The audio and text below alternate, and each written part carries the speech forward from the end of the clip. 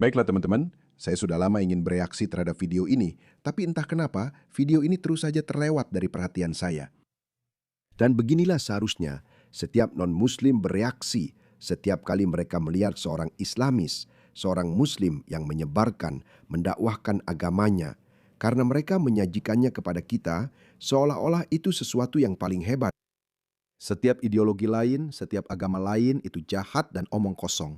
Tapi lihatlah kami. Mereka melakukannya dengan keyakinan yang begitu kuat sehingga jelas mereka benar-benar mempercayainya.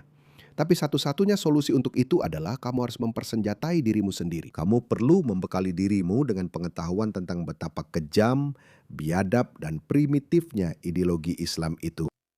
Dan jelas, ada unsur politik juga di dalamnya yang sangat disadari oleh wanita patriot Inggris pemberani ini. Mari kita dengarkan. Kalian akan punya orang-orang kuat sendiri, tapi aku percaya mereka bisa cukup beradab. Aku tidak berpikir bahwa keinginan untuk memastikan kelangsungan hidup bangsaku di masa depan itu tidak dapat diterima atau harus dianggap menyinggung orang lain. Kita punya hak atas identitas eksklusif kita, sejarah tanah air kita, warisan, budaya, dan untuk tetap ada sebagai sebuah bangsa. Tidak ada yang berhak mengambil itu dari kita. Menurutku, orang-orang yang mencoba mengambil itu dari kita adalah para ekstremis. Itu poin yang sangat masuk akal. Ya Tuhan, kamu bahkan tidak sesederhana itu. Kamu sedang berjuang untuk bertahan hidup. Kamu sedang berjuang untuk hakmu, untuk eksis. Dan kita telah melihat begitu banyak politisi sayap kiri ekstrim, yang woke, yang gila, yang berkata, lalu kenapa kalau orang kulit putih punah? Lalu kenapa? Maksud saya, ada banyak orang kulit putih. Kebanyakan dari mereka, kebanyakan politisi, itu sebenarnya adalah politisi kulit putih, yang berkata, lalu kenapa? Memang begitulah adanya. Ya, tidak. Tidak kalau orang-orang berkata, tidak, maaf, kami tidak mau punah. Bayangkan jika kamu mengatakan hal yang sama tentang orang Pakistan atau budaya lain atau orang lain. Kamu bilang, hei, jadi bagaimana kalau mereka punah? Tidak, mereka akan memotong kepalamu sebelum mereka punah. Kita belum sampai di sana, dan kita tidak harus sampai ke sana. Kamu hanya perlu. Itulah yang saya katakan. Barat tidak harus bersikap kejam atau keji atau membuat kamp konsentrasi. Tidak perlu seperti itu. Itu tidak akan terjadi. Tidak ada yang perlu melakukan itu. Yang perlu dilakukan orang Barat hanyalah membela nilai-nilai dasar Barat mereka. Dan inilah mengapa sudah sangat lama beberapa dari kami telah menjadi pejuang kebebasan berbicara. Karena kami tahu kebebasan berbicara adalah sesuatu yang sangat besar. Sesuatu yang sangat besar. Ini adalah hal besar yang menjadi penghalang bagi para Islamis ini dan semua sosialis kiri jauh yang woke, komunis, serta masyarakat seluruh dunia barat. Kebebasan berbicara adalah salah satu nilai fundamental yang telah membuat Barat menjadi peradaban terbesar yang dikenal umat manusia. Jadi berdirilah, tegakkan nilai-nilai Anda, dimulai dengan kebebasan berbicara. Saya rasa itu sama sekali tidak terasa seperti sesuatu yang eksplisit atau bertentangan dengan pria baik ini yang bisa menetap di sini. Karena dia adalah anugerah bagi Inggris. Dia adalah anugerah. Dia adalah anugerah bagi Inggris. Benarkah? Dia mungkin punya banyak istri. Dia jelas pendukung Hamas. Dia membenci orang Yahudi dan membenci orang kafir. Dan dia adalah aset. Dia adalah anugerah. Tidak, sebenarnya dia bukan. Oke, hanya dengan melihatnya, aku bisa bilang dia membenci orang kafir. Dia membenci mereka. Dia membenci orang Yahudi dan orang Kristen. Dia membenci mereka. Aku tidak melebih-lebihkan. Ada video untuk segalanya. Kamu tidak perlu mengada-ada apapun. Tidak, sungguh, aku bukan Muslim. Kami membencinya demi Allah Subhanahu wa Ta'ala. Alasannya karena dia berada dalam kekufuran. Dan karena kami membenci demi Allah, ada batasan dalam kebencian itu. Bayangkan saja. Lihat dia. Dia bilang kita membenci orang kafir karena Allah membenci orang-orang kafir. Keindahan berserah diri kepada Allah. Akan menjadi standar. Allah. Jadi kebencian yang saya miliki ini, saya lakukan hanya dalam rangka berserah diri kepada Allah. Dan dengan berserah diri itu, ada batasannya. Al-Quran melarang persahabatan antara Muslim dan non-Muslim berdasarkan ayat dalam Al-Quran yang mengatakan janganlah mengambil Yahudi dan Nasrani sebagai aulia. Bukankah itu luar biasa? Inilah yang dikatakan oleh kitab mereka kepada mereka. Inilah yang secara terbuka disiarkan oleh para penceramah mereka. Itu ada di dalam Al-Quran. Sudah disebutkan 3 kali. Ada 3 ayat Al-Quran yang mengatakan bahwa Yahudi dan Kristen tidak bisa menjadi teman. Tapi di sini, lihat dia. Lihat dia. Dia bersikap sangat ramah dan akrab dengannya. dan pria kulit putih yang bodoh itu sama sekali tidak menyadarinya. Ini benar-benar kegilaan tingkat tinggi. Yang telah diperkosa dalam kejahatan bermotif ras dan agama oleh orang-orang dari komunitasnya. Bagaimana komunitas saya bisa menerima kenyataan bahwa mereka telah membuka pintu, memberikan perlindungan kepada orang-orang yang berkata, tolong, izinkan kami datang ke sini untuk kehidupan yang lebih baik. Dan kemudian, apa yang kalian lakukan? Memperkosa, merampok, memeras, meneror, dan membunuh orang-orang kami. Dan kalian berharap kami tidak marah tentang itu. Saya tidak mengakui bahwa semua itu adalah perbuatan seorang pria ceroboh. Dan sebagian besar orang bodoh ini tidak tahu apa-apa. Dia tidak tahu apa-apa. Lihat, bahkan dia tidak mengatakan apa-apa.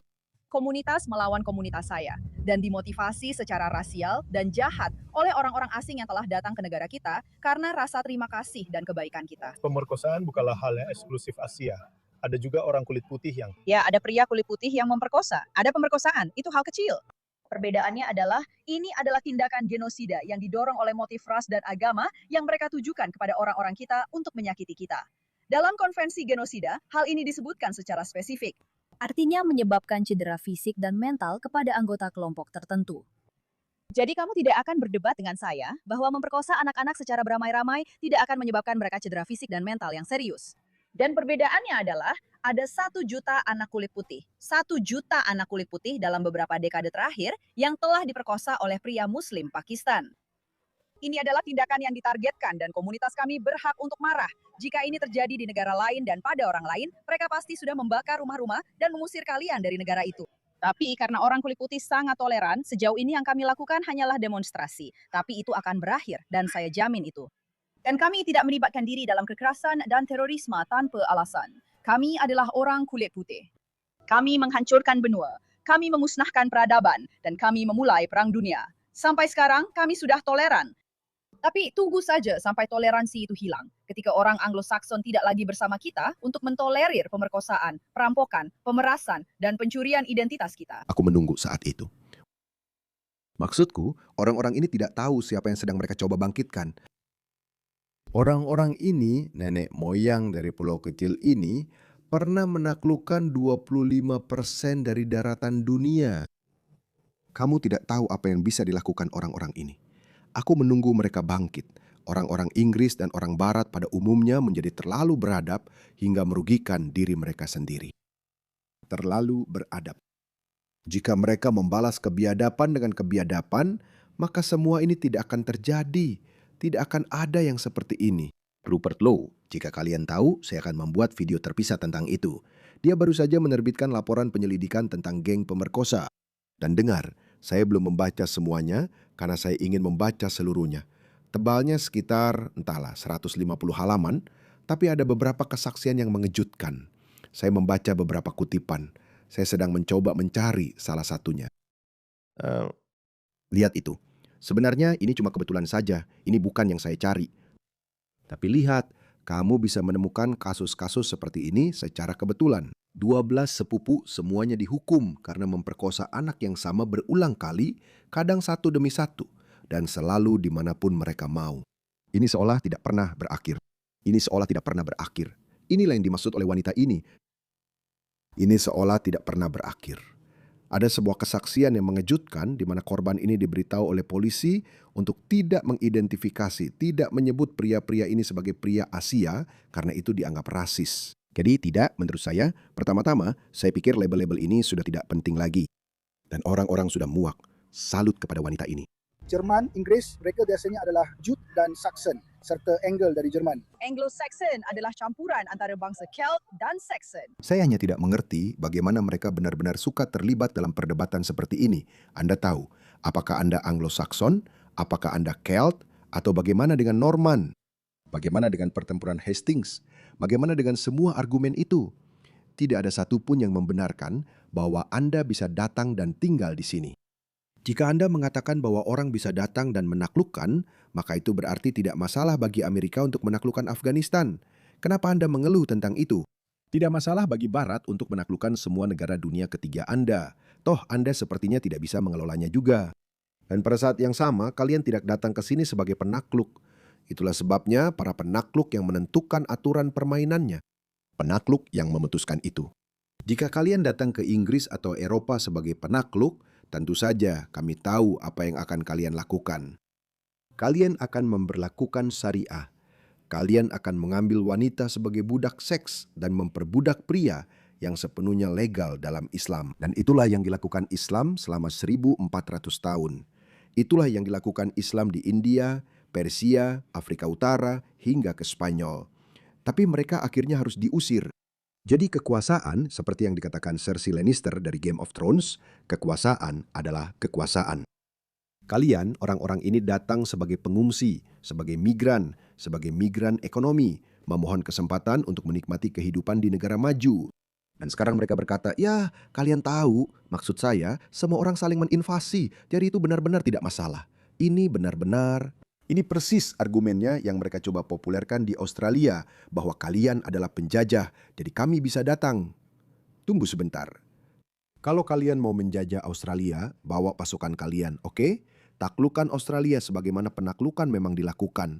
Bukan dengan cara, tolong izinkan saya masuk, bolehkah saya masuk? Lalu kalian masuk dan saya bilang, ini sekarang negara kami. Bukan, itu tetap negara kalian sampai penduduk aslinya, penduduk asli tanah itu mengizinkan kalian untuk menjadikannya negara kalian.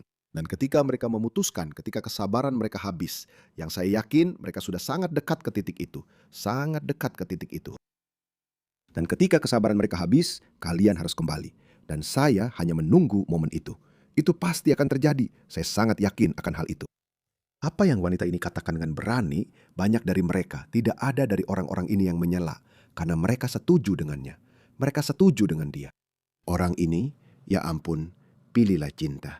Para hippie ini, ya ampun. Para hippie ini tidak tahu apa-apa. Ini semacam energi para pendukung Gaza. Benar-benar bodoh. Maaf. Mereka ini seperti orang kulit hitam merayakan perbudakan dan rantai. Cinta, biarkan aku membunuhmu dengan cintaku. Orang-orang bodoh. Itu semua adalah orang-orang kulit putih dari Eropa Utara dan Barat.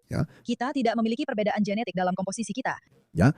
Orang Eropa semuanya adalah satu persaudaraan. Sebelum itu, tidak ada orang kulit hitam, coklat, Asia, atau kelompok lain semacam itu yang tinggal di Inggris. Bahkan, pada tahun 1950-an, jumlahnya kurang dari 0,3% di Inggris. Silesia. Jadi apa itu Eropa saat itu? Tapi bahkan definisi dari konsepnya, bahkan konsep Eropa, Eurofilia Eropa itu berbeda 1000 tahun yang lalu. Bangsa Romawi memasukkan Afrika Utara, mereka juga memasukkan bagian dari Suriah. Jadi memang ada warisan perubahan. Perubahan itu di sini sangat jelas. Tidak ada dari perubahan itu yang terjadi secara sukarela. Jadi tentu saja Anda bisa mencoba untuk menginvasi Eropa dan Inggris serta mendefinisikan ulang susunan budaya atau etnis selama penduduk aslinya menerimanya. Seperti yang saya katakan, itu tidak pernah terjadi secara sukarela. Oleh karena itu, wanita ini mengatakan bahwa itu tidak akan terjadi secara sukarela. Kami akan menyeretmu keluar dan kami akan mengusirmu. Kami akan mengusirmu. Tidak ada syariah dimanapun di Eropa, apalagi di Inggris. apa itu Inggris? Semua ini terus berubah. Inggris telah berubah sepenuhnya. Inggris telah, oke, kita akan tetap sama kan?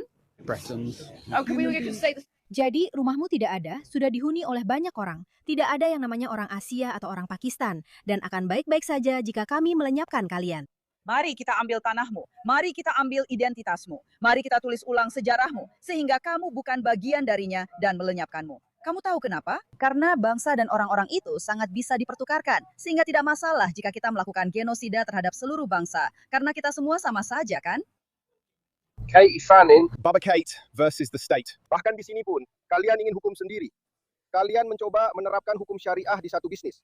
Saya akan membiarkan salah satu rekan saya melanjutkan. Itu agak ya, luar biasa. Dan saya senang untuk berdiskusi. Apa pendapatmu? Apa yang sebenarnya ingin kamu sampaikan di sana? Ya, ketika orang-orang berpikir bahwa kita bersikap ekstrim atau tidak dapat diterima, jika apa yang terjadi pada kita dialami oleh orang lain di dunia ini, itu pasti akan dianggap sebagai kejahatan terhadap kemanusiaan. Namun, ketika identitas kita dicuri, ketika anak-anak kita diperkosa, ketika serangan teroris terjadi terhadap kita, dan kita memprotes, mereka justru menyebut kita sayap kanan ekstrim. Bisakah kamu bayangkan jika 1 juta gadis kulit hitam telah diperkosa dalam kejahatan bermotif rasial oleh pria kulit putih? Itu pasti akan menjadi berita di mana-mana. Kita tidak akan pernah berhenti mendengarnya. Tapi 1 juta anak kulit putih bisa diperkosa. Dan kita diberitahu kalau membicarakannya, kita dianggap sayap kanan. Mereka datang ke negara kita dan mengklaim apa yang menjadi milik kita dan yang seharusnya hanya milik kita. Lalu menyalahkan kita atas kejadian 300 tahun lalu. Padahal, kalian juga datang ke negara kami. Kita datang ke negara mereka saat negara mereka masih terbelakang. Kita meningkatkan harapan hidup mereka dan standar hidup mereka. Mereka datang ke sini untuk menjadi parasit bagi negara yang sudah maju dan karena kebencian mereka terhadap negara ini. Itulah perbedaannya. Itu adalah kebencian. Namun mereka justru menuduh kita. Kamu tahu, saat kita membela bangsa sendiri, mengatakan bahwa kita punya hak untuk tetap ada, kita punya hak atas tanah air kita punya hak atas sejarah, warisan, dan budaya kita sendiri. Tiba-tiba, kita yang dianggap jahat, padahal mereka sendiri memperjuangkan semua itu untuk diri mereka sendiri. Jadi itulah kenapa saya bilang kamu tidak bisa mengatakan bahwa kita tidak masuk akal ketika kamu memperjuangkan hal yang sama untuk bangsamu sendiri. Kamu bilang kita tidak boleh melakukannya. Jadi, Orang-orang Inggris dianggap tidak masuk akal karena tidak menolak penggantian mereka. Itu satu-satunya bagian yang tidak masuk akal dari semua ini. Saya pikir. Saya pikir orang-orang Inggris telah dimanipulasi, ditipu, dan dikejutkan selama 20-30 tahun karena sekali lagi seperti yang saya katakan, mereka menjadi terlalu beradab sampai merugikan diri sendiri. Tapi tidak lagi. Saya rasa itu tidak bisa bertahan seperti itu. Itu tidak akan pernah tetap seperti itu. Pada suatu saat orang-orang akan bangkit dan berkata, "Tunggu dulu. Tidak ada dari kita yang setuju dengan ini. Lihatlah ini."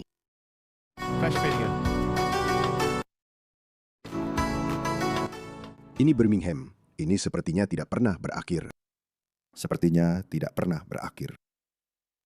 Ini terus berlanjut dan lihat ini. Sepertinya semuanya menurun. Lihat kualitas jalananmu juga menurun. Lihat ini. Jalannya kotor dan berantakan. Apa ini? Tidak ada orang Inggris yang sekarang mengeluh tentang ini yang bilang kami setuju dengan ini. Tidak ada yang setuju dengan ini. Mereka diberitahu bahwa keberagaman itu akan indah. Kamu tahu, kita akan punya berbagai macam masakan dan semua orang akan hidup di utopia etnis dan utopia multikultural ini. Saya tidak mengatakan ini hanya berlaku untuk Inggris. Saya pikir multikulturalisme itu sendiri sebagai sebuah ide memang tidak berhasil. Atau apakah itu terjadi secara organik atau terjadi secara artifisial seperti yang terjadi di Barat? Mari kita lihat masyarakat multikultural lainnya. Lihatlah India. Orang India bisa rukun, baik itu para politeis, Buddhis, Hindu, Jain, mereka semua bisa rukun satu sama lain. Tapi ketika Anda mencampurnya dengan Islam, ini adalah masalah yang sama. Dan lihatlah ini, beginilah perilaku mereka. Mereka tidak punya rasa malu. Mereka memusuhi, memprovokasi, semua gertakan dan kesombongan ini. Maksudnya itu buat apa? Kamu tahu, orang-orang harus sadar. Dan perilaku ini sama di mana-mana. Perilaku ini sama dimanapun juga. Itu tadi. Hey, lihat ini. Ini adalah, saya tidak tahu, saya pikir ini jurnalis Washington Post atau New York Times. Dia juga orang Pakistan. Dengarkan dia. Coba dengarkan pidato ini. Kamu sudah kalah. Kamu kalah. Kesalahan yang kamu buat adalah kamu membiarkan kami masuk sejak awal. Hal terbaik tentang orang berkulit coklat. Dan saya akan mengatakan ini sebagai orang berkulit coklat. Jumlah kami sangat banyak. Benar-benar banyak. Ada sekitar 1,2 miliar di India. Ada lebih dari 200 juta di Pakistan. Ada sekitar 170 juta di Bangladesh. Itu baru orang-orang di sana. Saya bahkan belum membicarakan orang-orang yang menjadi ekspatriat atau imigran. Ada banyak dari kita, dan kita berkembang biak. Kita adalah orang-orang yang terus berkembang biak. Dan masalahnya, kalian membiarkan kami masuk pada tahun 1965. Sebelumnya memang sudah ada beberapa dari kami. Tapi begitu kalian membiarkan salah satu dari kami masuk, kalian tahu apa yang terjadi dengan orang-orang berkulit coklat. Nenek kami datang, kakek kami datang, paman kami datang. Bibi kami juga datang. Mungkin terdengar sarkastik, tapi setiap kata itu benar. Dan mereka percaya akan hal itu. Ini mungkin terdengar seperti komentar bercanda, tapi bukan. Datang, sepupu kita datang, sepupu kedua kita datang, sepupu ketiga kita datang. Lalu kita punya anak, banyak anak, dan tebak apa? Beberapa wanita kulit putih, kamu tahu, wanita barat, wanita murni, wanita Amerika, dalam tanda kutip, wanita Rust Roosevelt, wanita sejati. Mereka suka beberapa dari kita orang kulit coklat. Kita tidak mengejar mereka, mereka yang datang kepada kita. Ya Tuhan, betapa bodohnya, betapa memalukan pernyataan seperti itu. Bukan kamu, bro. Mungkin seseorang yang semenarik aku. Tapi kamu, aku rasa tidak. Jadi kita sudah mengakar. Kita ada di mana-mana. Kita ada di mana-mana. Aku sudah keliling negara ini. Aku akan bicara sebagai orang berkulit coklat. Orang berkulit coklat ada di mana-mana. Akan selalu ada patel motel atau restoran desi di mana-mana. Aku ingin kamu menyadari ini. Kamu sudah kalah. Ceritamu adalah cerita yang buruk penuh dengan penderitaan, penuh dengan ayam hambar, penuh dengan daging yang sangat-sangat kering dan tidak enak. Musikmu jelek, semua budayamu jelek. Tidak ada yang suka. Itulah kenapa anak-anak suka mendengarkan orang kulit hitam dan musik mereka. Itulah kenapa anak-anak suka orang Latin. Pestamu membosankan karena Menurutku, Taylor Swift masih menjadi bintang pop paling populer. Maksudnya, apa yang dia bicarakan? mereka monoton. Pesta kita punya makanan yang lebih enak, musik yang lebih bagus, dan wanita yang lebih cantik. Ya Tuhan, wanita yang lebih cantik. Bahkan begitu dia. Jadi itulah yang kalian hadapi teman-teman. Orang-orang ini benar-benar membenci Barat dan bukan hanya peradaban Barat, tapi juga orang-orangnya. Saya bilang waktu untuk berdiskusi sudah selesai. Itulah kenapa saya pikir semua orang harus menjadi sayap kanan ekstrim. Itu saja, tidak ada solusi lain. Tidak ada solusi lain. Orang-orang tidak bisa akur ketika mereka memiliki cara hidup yang sangat berbeda untuk dijalani. Jadi itulah yang saya coba sampaikan kepada pria itu. Luar biasa, luar biasa. Bagaimana? Menurutmu bagaimana hasilnya hari ini? Menurutku berjalan cukup baik. Mengingat cuaca diperkirakan akan sangat berangin dan hujan, aku tidak mengharapkan banyak orang yang datang. Tapi ada banyak anggota komunitas lokal yang kami ajak bicara hari ini yang sangat senang kami ada di sini. Dan mereka setuju dengan semua yang kami katakan. Dan dari sini akan ada pertemuan politik yang akan diadakan secara rutin. Jadi aku pikir hasil dari hari ini akan sangat positif. Aku tidak berpikir bahwa demonstrasi saja benar-benar mencapai apapun. Sebenarnya aku masih terkejut. Aku tidak berpikir videonya sudah selesai. Aku benar-benar masih terkejut dengan kenyataan bahwa orang kulit putih masih sangat sopan dan beradab. Aku hanya akan mengatakan, seperti yang sudah mulai aku katakan, tidak ada gunanya meyakinkan komunitas muslim bahwa apa yang telah kalian lakukan selama 20-30 tahun terakhir, jelas kalian sudah terlalu lama di sini. Kalian telah tidak menghargai keramahan penduduk asli, bukannya menelepon. Mereka punya banyak waktu untuk membersihkan rumah mereka. Mereka punya banyak waktu untuk menegur orang-orang buruk di komunitas mereka. Tapi apa yang kita lihat? Kita melihat Muhammad Ijaz, Haris Sultan, semua pendakwa muslim ini. Aku rasa aku juga tampil di video ini. Mereka membenci, mereka terus memberitahumu bahwa mereka membencimu. Jadi mereka punya banyak waktu untuk memperbaiki rumah mereka, tapi mereka tidak melakukannya. Sebaliknya, mereka justru memanipulasi penduduk asli. Mereka menuduh, mereka menciptakan istilah seperti Islamofobia. Mereka bahkan mencoba menekan pemerintah Inggris sebelumnya, pemerintah Inggris yang silih berganti, untuk memberlakukan undang-undang penistaan agama. Bisakah kamu percaya itu? Mereka berusaha diam-diam memasukkan undang-undang penistaan agama. Orang-orang telah ditangkap karena membakar salinan Al-Quran milik mereka sendiri. Dan tidak, menurutku, aku tidak peduli. Inilah mengapa aku suka Rupert Lowe. Dia berkata, aku tidak peduli. Kamu memanggilku rasis, aku tidak peduli. Kamu menyebut kami Islamofobik, aku tidak peduli.